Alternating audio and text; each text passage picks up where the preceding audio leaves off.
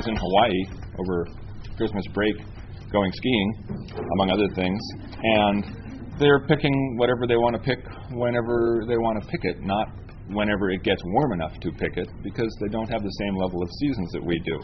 But here, we do have a growing season, and it's highly variable. Mid-April is usually the last frost. We've had a frost as late as June 10th. Frost isn't the only thing, though, that can hurt plants, of course. Basil plant at 36 degrees is a goner. So there's a difference between the last frost and the first planting. I'm going to talk about that just a little bit. So mid-April to mid-October is kind of that famed growing season. We have another growing season that's occurring right now. I picked kale and arugula yesterday out of the garden that I had planted in September and October. And I think that the winter garden season is so hard, it's ignored here because you have to go outside to harvest your crops. But I had put blankets over some of my things and then pulled them off when it was 21 degrees. And I actually did a little test. It was going to be in the teens for a couple of days, so I put blankets over some of my crops that are winter crops, and I didn't put them over the others. 21, they seemed to have no problem. 18, the ones covered and uncovered were just fine. A few years ago, we had a day of 5 degrees, and then they all died. But mid-teens, most winter crops can deal with mid-teens. So the growing season that we think about as that typical warm one isn't the same as the ability to grow things here during the entire year. We do have some problems here, too, though, with this nice long growing season. And if it's a nice place to grow plants all winter, what else can grow all winter? Slugs, yes. And I always like to pick on slugs and a couple of other critters, too. The little tiny slug that's about the size of the end of my finger is the one that causes most of the problems in Western Oregon, and it's an imported species. When they used to bring ships into Oregon, they would fill them with rocks as ballast. The slugs were on the rocks. They want to take the stuff back out of Oregon, the wheat or the timber or whatever it was they were harvesting. They throw the rocks on shore. The slugs didn't know to crawl back into the ships. They came onto the land, and that's why we have those little tiny slugs. The great big banana slugs were actually used as a food source. You can do that too if you like. But they don't tend to deal with plants. They don't tend to hurt your lettuces and stuff. That's not what they're interested in. They're looking for decaying material. The other critter that I have that's a problem here is the possum, which was also imported. So you have to get used to those kind of things.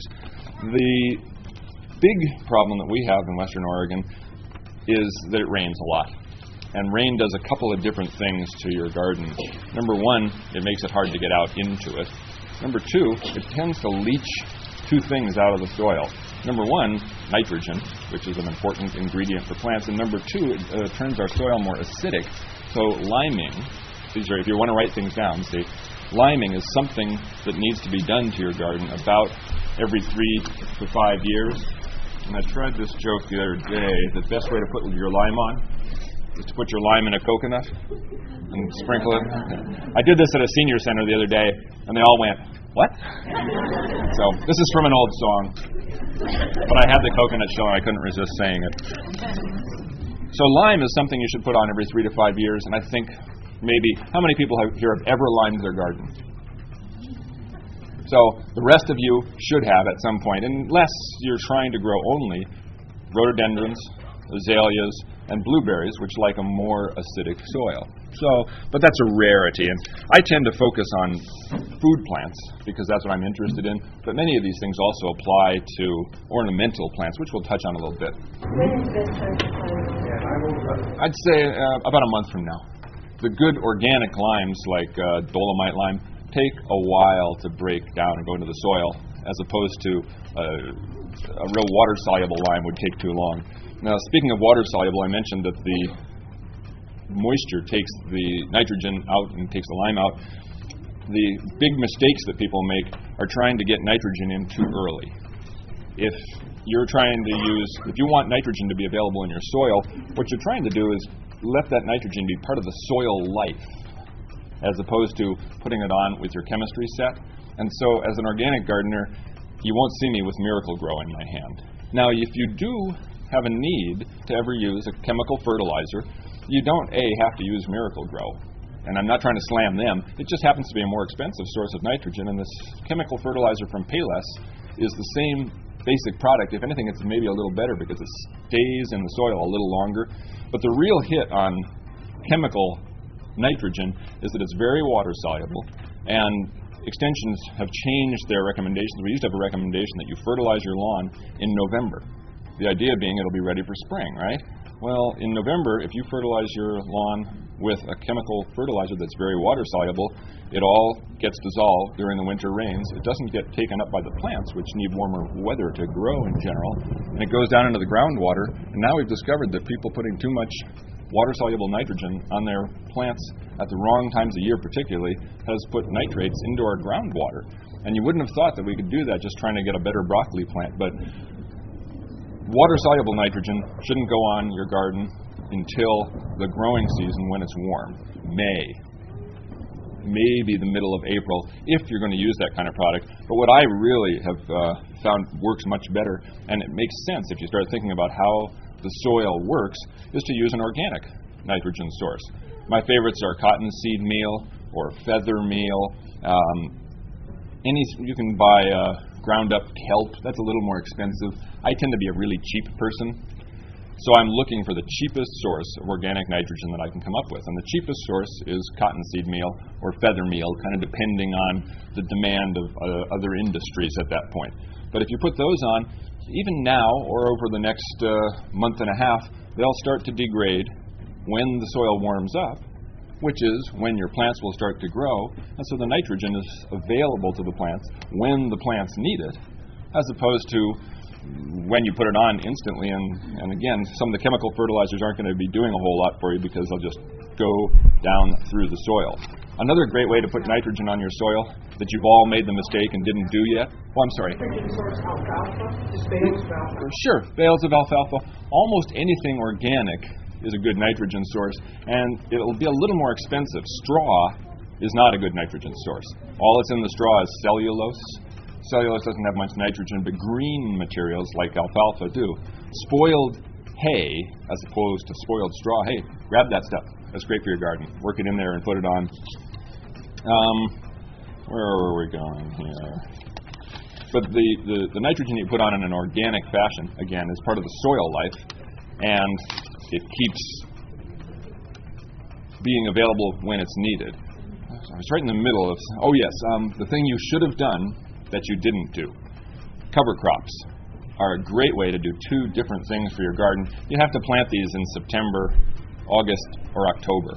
August through October is the time to plant the cover crops. Ideally, the end of August, but if your garden is like mine, I'm still pulling tomatoes out.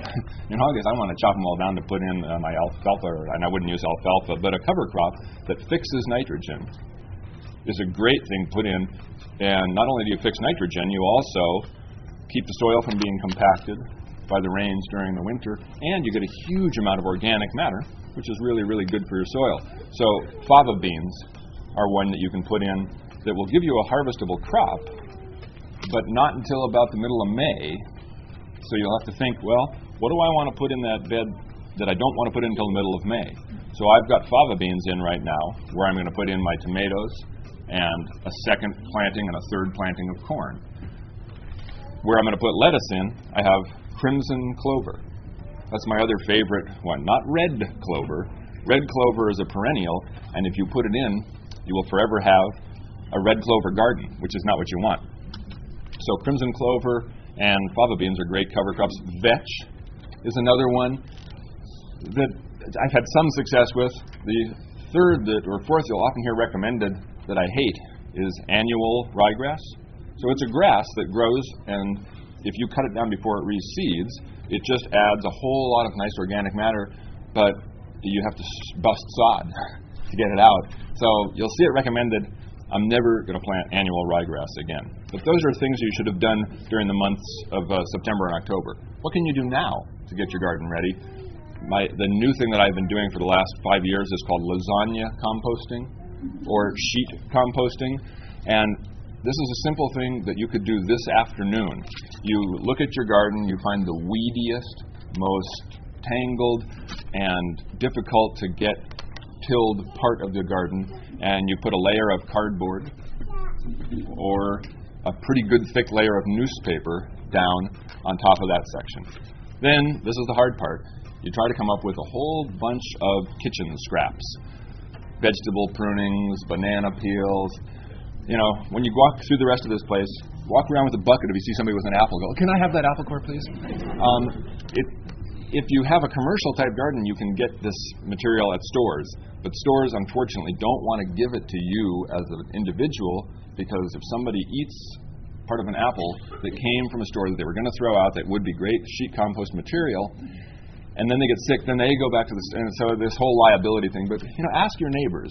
Try to get some organic garbage scraps. If you can't come up with enough, you know, even greenery, tall grass is good. Okay, so now you put down your cardboard, you put down any kitchen scraps you can. If you don't have enough, that's the way it goes. Then you have to put down some nitrogen. I throw cottonseed meal out. If I was going to make a sheet compost this size, I would use a piece of cardboard this big. If I had 2 5-gallon buckets of garbage, that'd be really nice.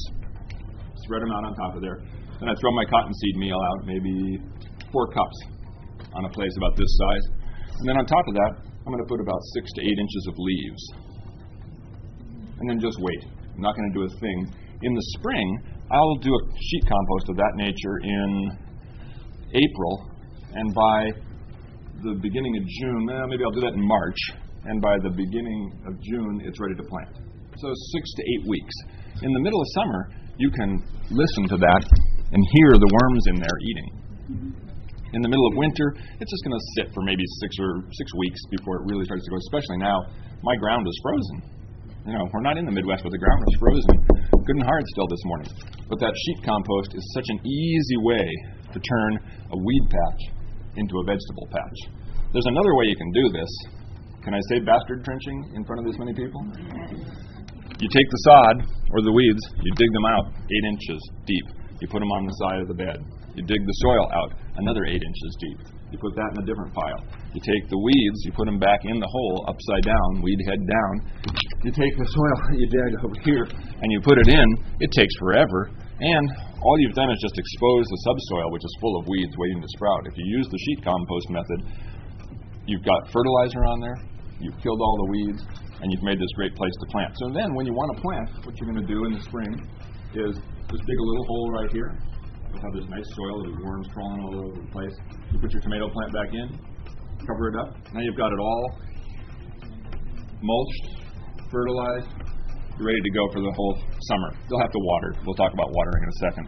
But that's just, if there's one thing that I want someone to do, I want you to do a lasagna compost or a sheet compost, and you'll go, wow, that was so much easier, and things grew really, really well.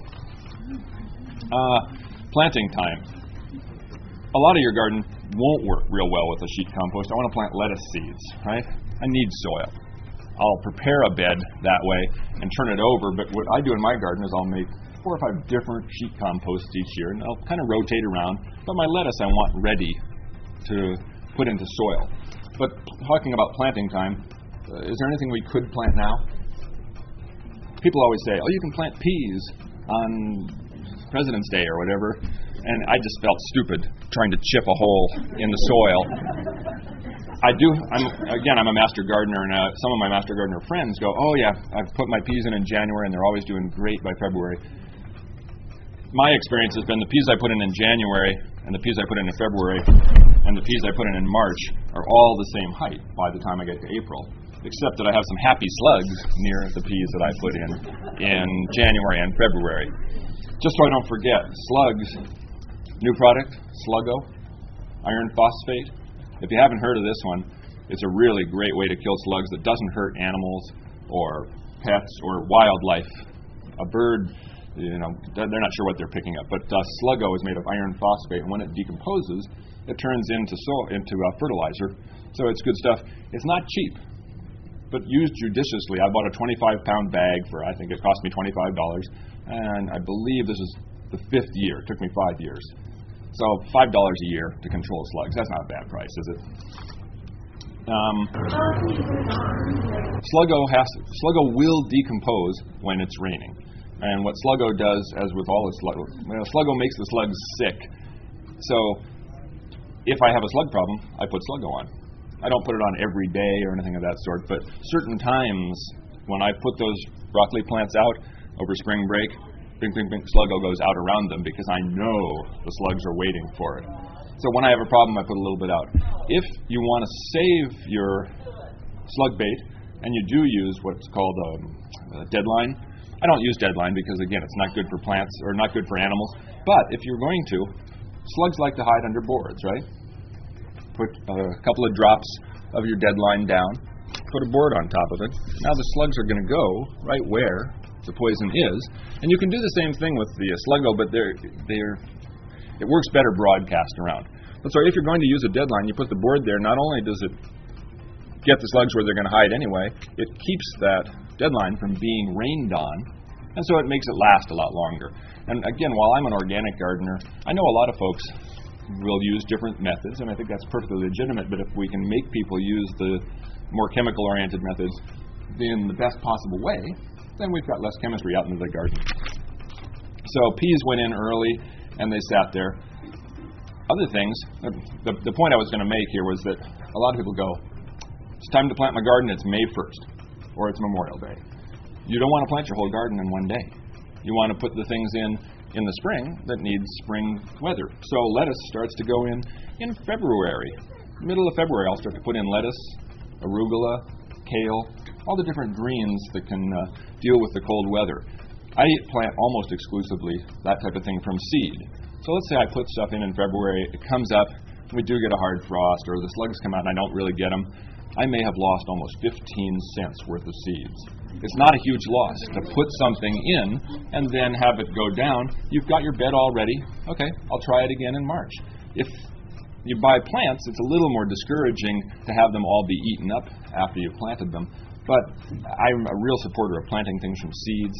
It's fun, and it's a lot cheaper, too. Okay, now we're getting into March and April. I'll put in broccolis and cauliflowers. For some reason, I think it's because it's the middle of ski season, I tend to go buy 6 broccoli plants and 6 cauliflower plants. This year, I will plant my own seeds. Okay, that's the 17th time I've said that. But maybe I really, note to self, plant broccoli seeds.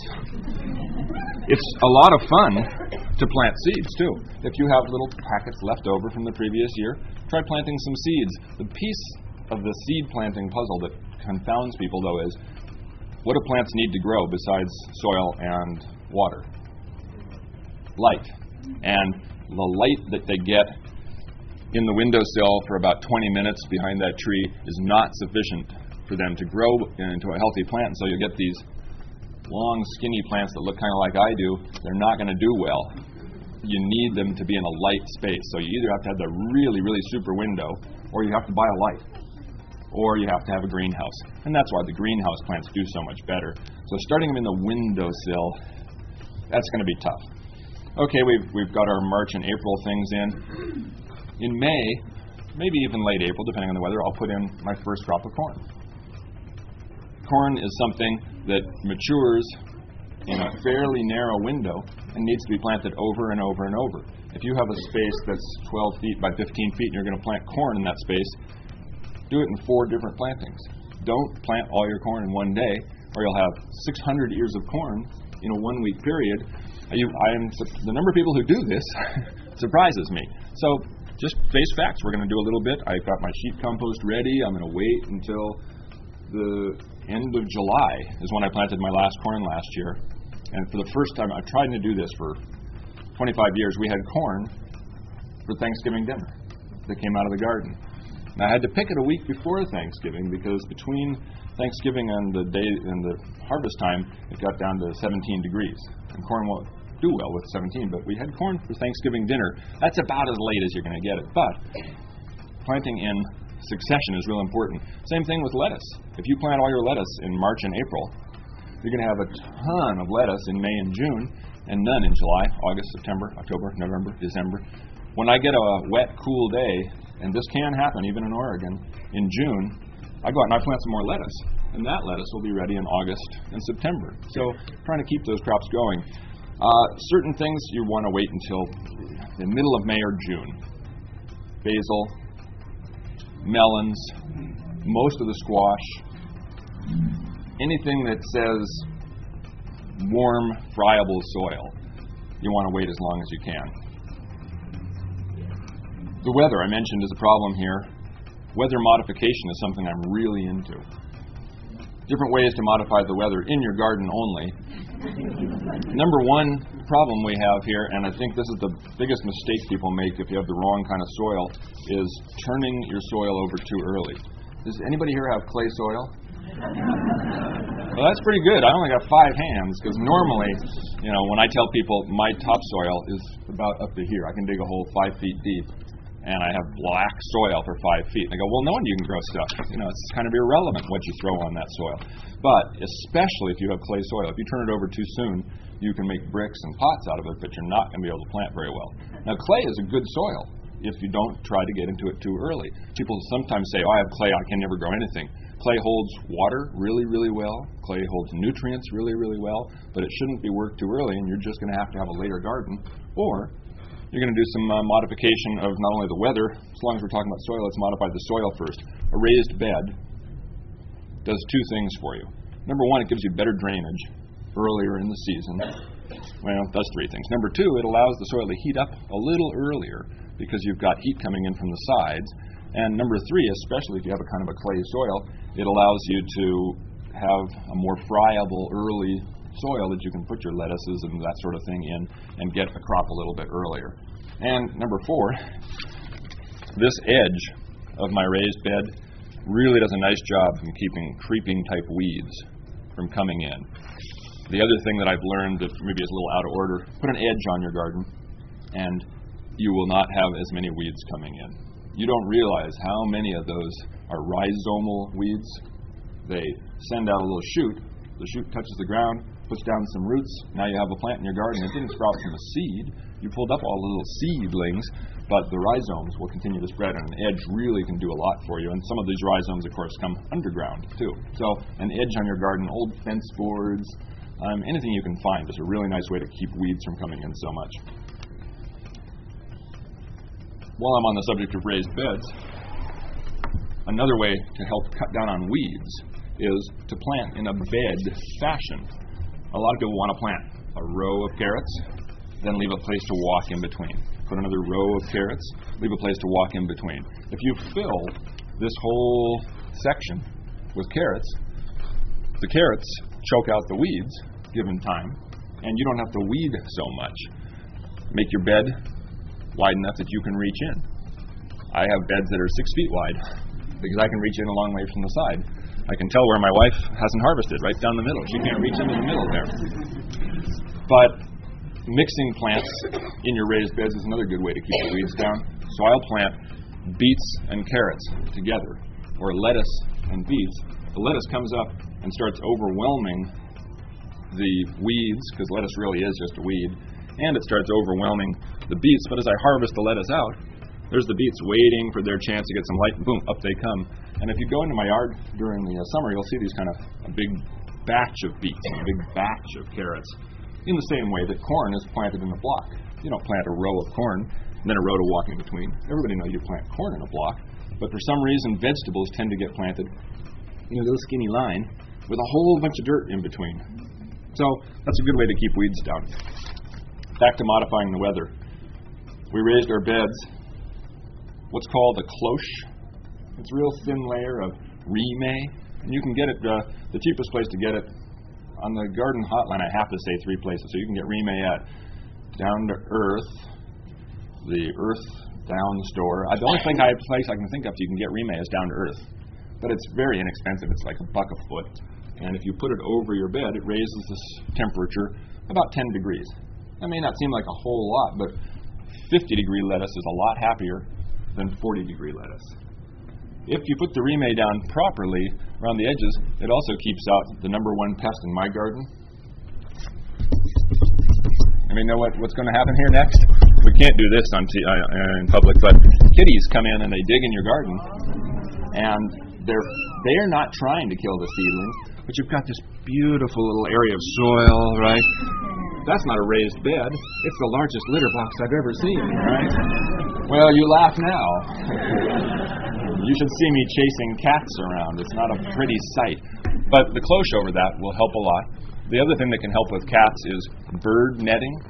It's this little quarter-inch by quarter-inch or half-inch by half-inch netting. It's real easy to put down over the bed, and it really discourages the cats. If you leave it there too long and the plants start coming through it and you pull it up, you've harvested half your crop already. That's great, isn't it? And the other one that I've done with some success, and it amuses people too, is you save plastic forks. And you put the plastic forks in tines up all over the bed. It looks really stupid, but it does work. It's not a comfortable thing to sit on. So, the Rime was the original weather modification. Another thing that works really well, but I have to, is a tomato cage and a plastic bag, a dry cleaning bag. If you have little kids around, we know the warning, and it's pretty hard to rip a dry cleaning bag off of a tomato cage, but I put a little board and some dirt on it to make sure that wouldn't happen. But you've modified the weather inside, and the other thing that I do a lot of that I would suggest everybody do, experiment. So I put in a tomato here, I put the tomato cage in the bag on top, I leave one right here without any kind of weather modification. I guarantee you this one has done better in the past. The more fancy style of greenhouse weather modification is called the wall of waters. Have you ever seen the wall of waters? I call that the wall of mildew because that's been my experience. Some people swear by them. They do two things. They provide a little greenhouse effect, a little greenhouse enclosure. They have water in them so that moderates the temperature. During the day, the water soaks up some heat. During the nighttime, when it gets cooler, it releases some heat and keeps that plant a little bit warmer. Everybody will swear by them, but I've gotten a lot of mildew in there. I'll do some more experimenting this year. Yes. The other thing I've done, and I have them in my little shed, is I take the milk jug, cut the bottom off, put it over your plant. So all my broccolis and cauliflowers that I'll put in at spring break, get a milk jug, a stick stuck in there, because otherwise the wind will take the milk jug somewhere, and I come back from a ski trip for a week at spring break, and that little broccoli plant, you pull it off and it's just crammed inside the milk jug. Makes a big difference. But again, experiment, and anything you can do to warm things up a little early. One of the reasons that we're so desperate to warm things up, in most of the country, we know the three warm months, right? June, July, and August. In Oregon, in this part of Oregon, the three warmest months are July, August, and September. It's because the ocean to the west of us takes a lot longer to warm up than the land. So in landlocked areas, the three warmest months tend to be those where the sun was shining the most, June, July, and August. Here, again, it's July, August, and September. It's another mistake people make. It's September, garden season's over. If you've grown tomatoes here, I hope 80% of your tomatoes come out of your garden probably in September, right? A July or an August tomato is worth a lot. That's why I try to do a little weather modification. You can also cheat. Go ahead and splurge on one tomato plant that has tomatoes on it at the beginning of May and be really nice to it. And you'll have some tomatoes for the 4th of July. You don't have to tell anybody there were tomatoes on the plant when you bought it. With some frequency, those tomatoes that were on the plant will drop when you put it in the ground because the shock of transplanting it doesn't keep them on there. But, I'll buy one tomato plant each year that has tomatoes on it because a tomato in July is worth about $40 a pound, and a tomato in September is worth about -40. Will you take these? I have tomatoes for you. Please take these tomatoes. Another way to keep your garden season going a little bit longer is to grow things that'll keep. So here's a sweetmeat squash that I won't show you the bad spots there. Oh, no. It'll be fine. We're going to cook it today. They're not deep bad spots. But the squash came out of the garden in October. We have lots of spaghetti squash. Did we already make the coconut? Yeah, we already made the coconut. And these are my favorite new thing. These are juggling balls, right? Now, these are kiwis. And it's taken me a few years to get my kiwi plant to work properly because you need males and females. And our house is all females except for me. But 600 or 800 of those we picked this fall. And so now the saying in the house is, eat more kiwis, eat some more kiwis. And normally you're like, no, don't eat those kiwis. They cost 89 cents a piece. I do the calculations on 89 cents instead of on 39. They were for sale for 39 the other day. And I told the kids, no, I don't want to hear about that. I like the 89-cent kiwis a lot better. But things that you can grow that I don't want you to give up on. I mentioned that we're doing green. We're talking about green. That was the idea here. What makes gardening organically or gardening period green? Carbon footprint, people have probably heard about that. If you made it through the hall without hearing the carbon footprint, I'm impressed. A lettuce plant from your backyard, carbon footprint on that is probably just your breath, quite literally, walking out, harvesting it, and bringing it back in. It didn't take any transportation. Well, a lettuce plant that you got from the Imperial Valley was, I'm sure, fertilized with something like Miracle-Gro, which is a petrochemical product usually. But the big piece of it is it was transported all the way to the store. Then they took half of it and threw it away because people will not eat a lettuce leaf with a little nick out of it. About half the food that goes to the store in the greens category gets thrown away because people demand perfection. You should demand at the store imperfect food because it's really a shame and a waste of resources to throw away lettuce leaves with a little hole in them. They'd be fine, right? But the American consumer has become obsessed with perfection, and the stores are only responding to what the consumers seem to want. So you didn't have to transport that. You didn't have to drag water all the way from Colorado to the Imperial Valley to grow lettuce, so you could put it on a truck that drove it all the way up here. Now, I'll accept for some people that having a lettuce salad in January is not going to happen out of your garden. I like arugula, and so we have arugula in our salads, but I don't have lettuce to pick right now. I've planted lettuce, and probably at the end of February it'll start saying, okay, I'm ready to grow. There's a million little lettuce plants out there, 4 inches high, but there's about one salad worth in a million plants. So there are limits to what you can get, but when you grow something in your yard, the carbon footprint is next to nothing. My other favorite is compost. It's a great fertilizer. A lot of people want to have what's called hot compost. They want to build this pile and have it get all steamy. That's not the way that compost usually works in nature. You rarely come across a steaming compost pile out in the woods, right? Most of the compost in nature is what we call vermicompost. That means worm compost. So the worms find the food they want to eat. They break it down. It's available to the plants. The plants grow. The plant tips over. The worms find the plant. They eat the plant. The plant tips over. The worms eat it. I missed the cycle, but you get the cycle. So composting at home, I have one of those black things. If I'm not lasagna composting, I throw my garbage into the black thing. I throw a few leaves on top. I can't smell very well, but all the neighbors know what it smells like. So put the cover back on. With the cover on, it's not bad. The worms eat it up. I can put that on my garden at some point. You see these cute composters with a little door. You throw the stuff in there, and a few days later you open the door and out spills perfect black topsoil. Has that ever happened to anybody? No, I don't think so. That's not really the way it works in real life. If I just gave my second composter to my aunt. What I have done in the past is I put all my compost in one of these composters, and then I go, okay, you're full. I'll leave you alone. I'll go over here for a while and use this one. Because it won't turn into perfect black soil. If you keep adding stuff, you have a mixture of decomposition. Another thing in the composters that has shocked people, but it's a good thing, we have a new resident in the area called the soldier fly. So if you have a composter and you open it up and there's maggots, which are fly larvae, crawling all over your compost, you go, yes! Because the soldier fly decomposes material about 10 times as fast as the vermicompost. They're using soldier flies now to eat the hog waste, and including the trimmings of the hogs that they've cleaned up and stuff at plants in the Carolinas. So soldier flies are a really good thing to have. They don't spread disease. They don't have a mouth, except in the larval stage. So in the larval stage, they're in your compost eating like crazy. They hatch. They don't even have a mouth. They don't eat a thing. All they do is breed, lay some eggs in your compost again, and continue the cycle. They only live when it's warm.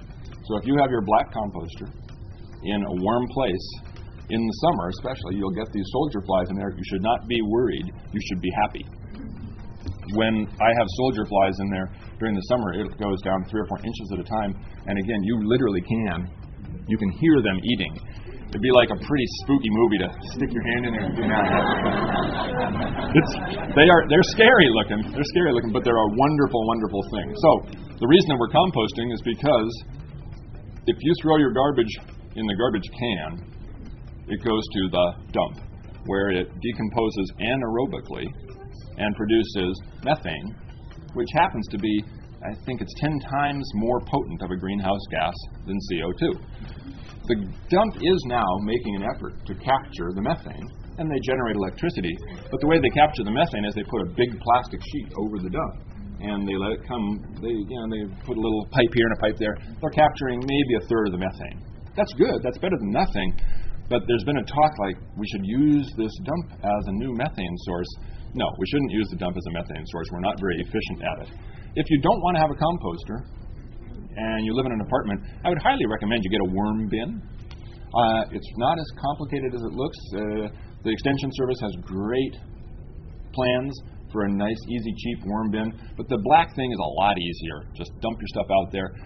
Going backwards a little bit, this spring, if I don't have enough garbage to make my sheet compost, I'll go into my composter, because that stuff didn't decompose as much in the winter as it will in the summertime. Hey, great. I've got 20 gallons of rotting garbage, just what I need for my sheet compost. So it's a way to store it without having to store it in the house or keep it in the freezer or something of that sort. If you don't have any other place to put your garbage, you should put your wet garbage down the disposal.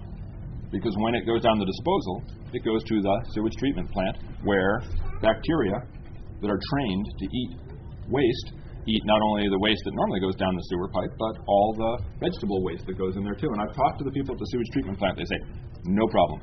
Put your stuff down the disposal where it'll get digested. When it gets digested by the bacteria there, it also does release methane in a 100% closed environment where 100% of the methane is captured, and it's used to run all the machines that power the sewage treatment plant, and actually puts a little extra power back into the grid, but it's a much, much better capture. So if all this rotting stuff releases methane, how come it doesn't in your compost pile? Because your compost pile is not anaerobic, it's aerobic. It has oxygen mixed in with it. Now, I will accept the fact that when the material decomposes in your compost pile, it releases CO2. Everything releases CO2 as it decomposes, but CO2 is not as potent of a greenhouse gas as methane, so I don't want that. And besides, I end up with this wonderful fertilizer in my backyard, and instead of having to go to the store in my car, buy some fertilizer that was grown from cottonseed meal cottonseed meal. Let's think about this. Texas, Oklahoma maybe, trucked all the way across the country, and me drag it back out. Instead, I take my stuff, I throw it in my compost pile, I bring it back to my garden, I take it back, I put it in my compost pile, and I've made a cycle that doesn't involve driving things and dragging things all over the place. Get your leaves from your neighbors. There's a neat program now where the city picks up the leaves, right? And then you can get the leaf mold, or you can have it distributed around different, they use it as a mulch around things. Why would I want to take all the leaves out of my yard, put them in a pile on the street, have them dragged away, then go back to the store and buy some sort of fertilizer when I just put a pile of fertilizer on the street and had it dragged away? Find a corner in your yard. I know you all have a corner 3 feet by 3 feet, and then you can make a little chicken wire bin if you don't want a pile of leaves because it's unsightly, and put your leaves in there and let them sit, and they'll be a wonderful mulch for your garden. Mulch is a really great way to preserve the moisture in your soil rather than drag all that stuff around. That was the last piece of weather modification we had to do. Was we live in a really weird climate.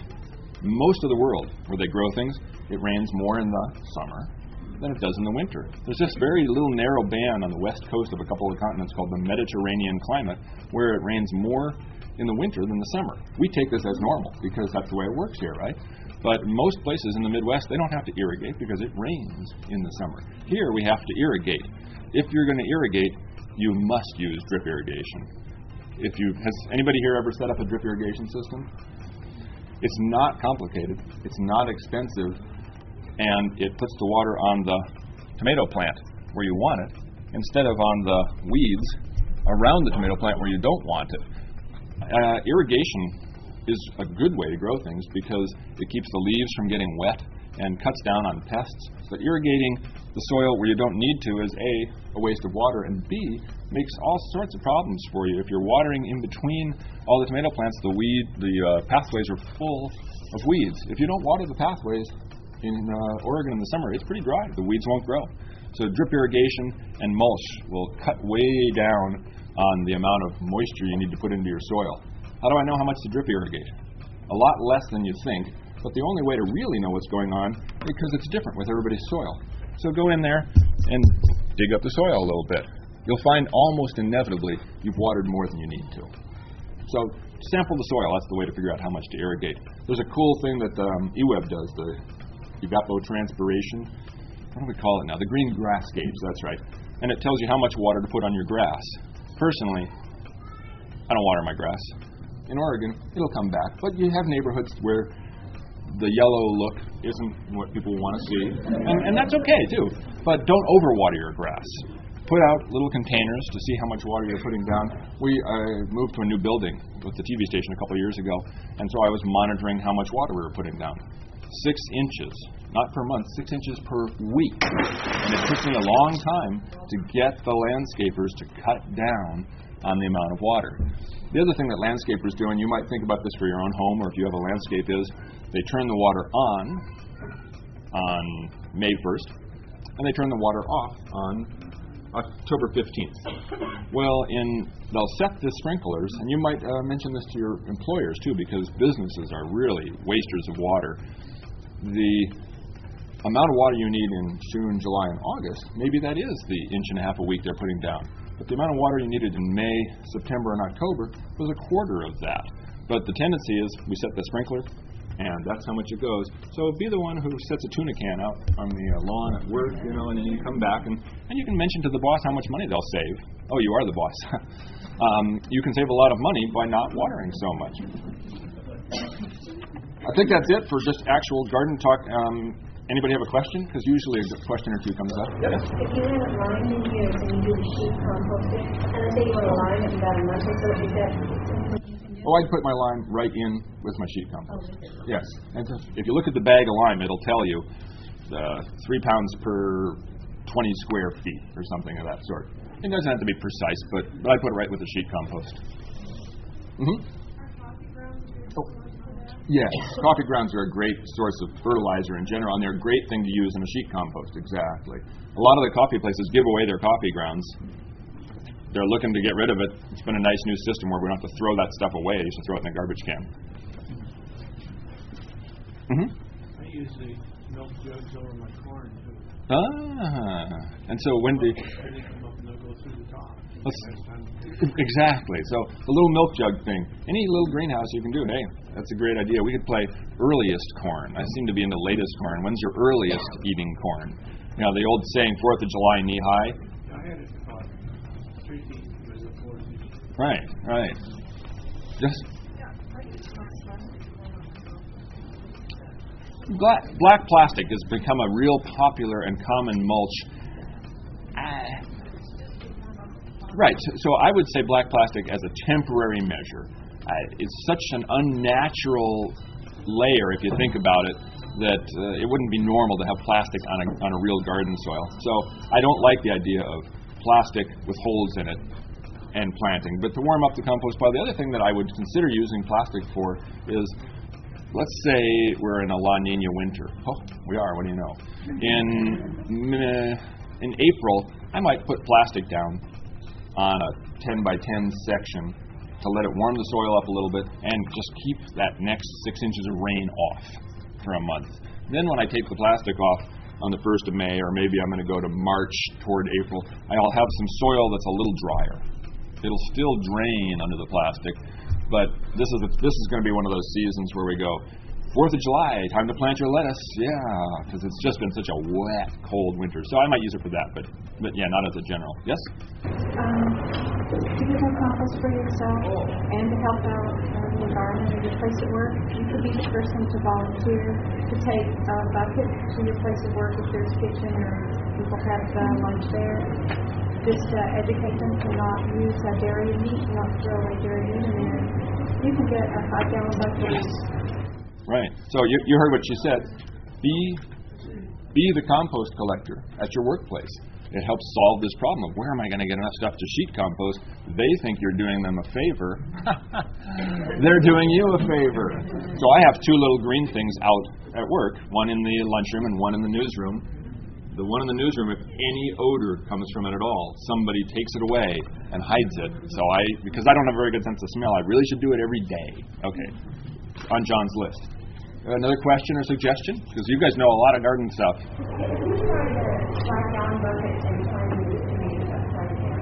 Yes. It's kind of fun. Have you heard this thing? You take a 5-gallon bucket, you make a hole in the bottom.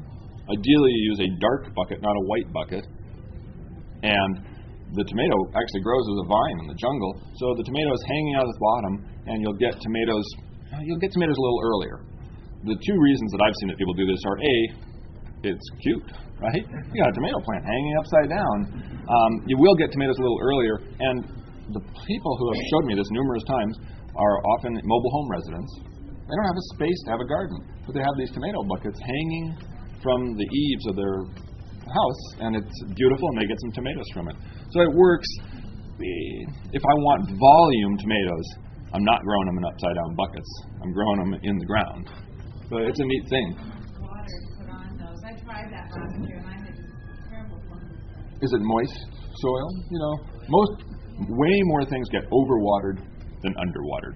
We're so desperate to put water on what we do. If we put too much water on, we'll drown the plants. We drowned all the oak trees at work by watering too much. You'll leach all the nutrients out of the soil, and you'll literally drown the roots. The crane fly that is a problem in grass around here, and some people really, really are into their grass, and that's okay. The number one reason they have crane flies is because they're overwatering. Crane flies like to live in that swampy grass. Cut back the water on your grass, and you'll cut your crane fly population down so fast. So don't start watering too soon. Water when it's starting to get dry, not to keep it a swamp. You don't need to walk across a swamp. Do you have, when you put coffee grounds, do you have to dig the coffee grounds in? No. If you're doing the sheet compost, that's what I like. You don't have to dig it in. If you're going to plant carrots and stuff in that bed and you happen to have 5 gallons of coffee grounds and you're going to plant them that day, yes, turn it in. Don't just plant the carrots right in the coffee grounds. So that's a great soil amendment, coffee grounds. The dream is to let the worms and the microbes take care of it for the most part before you plant. But if you're going to put it on and plant soon, yeah, turn it in. Turning stuff in is still great. It's just a lot more work than just throwing it in a pile and walking away. Can you give a suggestion for staking tomato plants? I fall over every year. Bigger stakes. Smaller tomato plants. What a lot of people use is this great big 4-inch by 6-inch squares, and it's wire. It's like a construction mesh, not cattle panels. That's a little too much for a tomato plant, but it's a construction mesh that they would use in a slab. Concrete. Right, the concrete slab wire. So you can reach your hand through, see, and grab the tomatoes that way, and pull the branches through. So that's, if you've got those big 6-foot tomato plants, then that's a great way to go. Little sticks are never going to work. I have littler tomato cages, and then I put long boards, just stuff I picked up, down in the lower lanes of the tomato cage, if you see what I'm saying. And then I can lay the tomatoes on top of that, so they're not on the ground, and I don't have such a big thing. Now, you go to a commercial tomato farmer, what do they stake their tomatoes with? Nothing. They just let them lie on the ground. If you drip irrigate, you'll get nowhere near as many sow bugs and things coming up, because you're watering the sow bugs like the wet soil. But so number one would be that big burly wire. If you've got those nice 6-foot tomatoes. Number two, maybe you're not going to lose that many tomatoes. It's September and October you start losing them to the bugs. Does that help?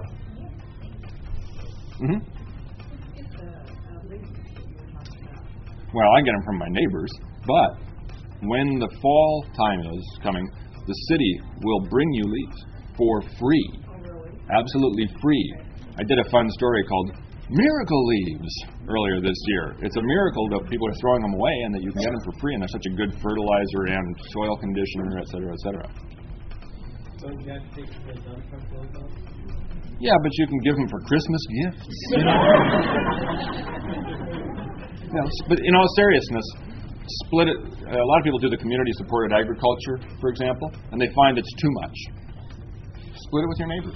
Split it with 2 neighbors. Get a truckload of leaves and see if maybe some of the other neighbors want some leaves too. You'd be surprised how quickly a truckload of leaves goes down. I have 3/4 of an acre And so I use more leaves than the average person. Anybody else? Mm-hmm. Do you recommend a variety of kiwis for the area? Yes, you want the hardy, fuzzy kiwi. There's really there's two kinds of kiwis. There's the grape kiwis that all get ripe at the same exact time as all the other produce in your garden. Oh, great, I've got 400 pounds of apples, 300 pounds of pears, and 100 pounds of kiwis and grapes. These, what I love about this fruit is you pick this in October. It's getting ripe right now. So I have all my fresh kiwis are ready to eat in December, January, and February, which is not the best harvest season in Oregon, right? So I can't remember the name of it, but if you go to the garden stores, you're only going to find one hardy, fuzzy kiwi where you need a male and a female, and that's what you want. So one male and one female. Yeah, full sun, and you need a support structure. You know, these are fairy tale vines. You turn your back on them, it's like, where'd the castle go? They're going to take over. So one male and one female. Yeah, I had this problem that I'll explain briefly where I bought 3 kiwis, 2 females and 1 male, because 1 male kiwi and 2 or 3 females is quite sufficient. After 2 or 3 years, I found out that I had 3 females because it took them 2 or 3 years to bloom, right? So then I spent 1 more year going, are you sure that those are female flowers? Yeah, they still are. They still are. It's not going to change sex over the summer. So I used my television position to say, I'm not supposed to do this, but does anybody have any male kiwis? I need your flowers. So I've gotten male kiwi flowers and pollinated them. I've since planted a male, which should bloom this year. But I was here talking yesterday, doing a broadcast, and somebody came up and said, hey, you got kiwi flowers from me. How did it work? So it does work, but you need the male and the female, yes. Mm-hmm. I found a way to stop the deer from eating our garden. Take a gallon of water and put an egg in it, break it up, and some cayenne pepper. Shake it up and then let it sit for a few days. And they say spray it, but it's called sprayer, so I just take a little paintbrush and sort of go like this and spray it. Right. Did you hear that? Cayenne pepper. The problem I hear with deer, and I don't happen to have deer, I have possums, raccoons, slugs, that kind of thing. But deer, they'll try things that they don't even like nowadays. After 7 deer have sampled it and spit it out, it's still gone, right? But so cayenne pepper on there sounds like a good way to go. And I've heard that as a way to keep a lot of things down. Grind up the cayenne peppers and spray them or paint them on, and don't eat it yourself. Don't eat those rosebuds. What about moles? I'm afraid we're out of time, and they say you can trap them. They say but they're wrong, aren't they? If you have moles, I don't know what the answer is. A friend of mine many years ago, we had moles, and he said, I just plant garlic around the garden. And while he was speaking, he was a vegetarian, a devout vegetarian. While he was speaking, one of the garlic plants starts shaking and goes down the hole. So he grabs a shovel and runs over in a frenzy, and he killed the mole. But that's not a practical control method. I don't know. Right, I've heard trapping works. I've heard, and maybe you have more experience than I, because right now I don't have any moles. That if you really go down and make yourself a mole-free garden, you got to go down with mesh 4 feet or something, but you're not going to do that. Never mind. So anybody have a mole method? Because this is one of the ones that I've never had a good answer for. I've had good luck with the can't-miss trap, the double Right. dog. Right, so the can't-miss trap. We had good luck with that. Right. I think it's called the can't-miss. Right, but you still have... Double dog thing. But you didn't throw your traps away. You keep them because you're going to... I did them for one of them for 30 years. Right. They keep coming in from the neighbors. Right. They're not live traps. No. I know. I'm just saying you have to decide what your level is. Yes? I have kind of an organic way of discouraging. You dig, if you have a dog, you dig out the hole, put some dog food down in their run, and fill the hole back. Right. And it makes for grumpy moles. Right. That would discourage me. Well, what we used in Washington was human hair. Oh, I've You heard open that. up the hole and you put the human hair, and everywhere it touches the mole, Ah. it causes them to bleed. Really? Weird. And they get it on them, and they drag it back to their nests, and so that it gets to the better. It's too bad I'm going bald, isn't it? Need some human hair. Dressers will Oh, we'll give you the human. And they think that they're doing you a favor, and you think they're doing them a favor. Yeah, it's one of those win-win situations. So I'll have to do a mole thing and find somebody who has a mole problem. Where's the mole? Yeah. Right. So, right. Well, in all seriousness, if somebody has a mole problem, they want to experiment, email me, jfischer@kezi.com. jfischer, Fischer, @kezi.com, because I like to experiment. It's fun to do these things on the air, and we'll go, okay, here's the 3 things we're trying. I'm not sure how we're going to show dog poop on television. Now, don't get me started. We can show murders, but we can't show dog poop. Yeah, I experimented with a shotgun trap, but I almost killed my wife. Right. Okay. We won't put that on the list. But I mean, if you were commercial, I could see being nervous about it. Anybody else? I'm guessing we're getting close to the end because these new people are coming in there going, what is this guy talking about? Way in the back, sure. Right.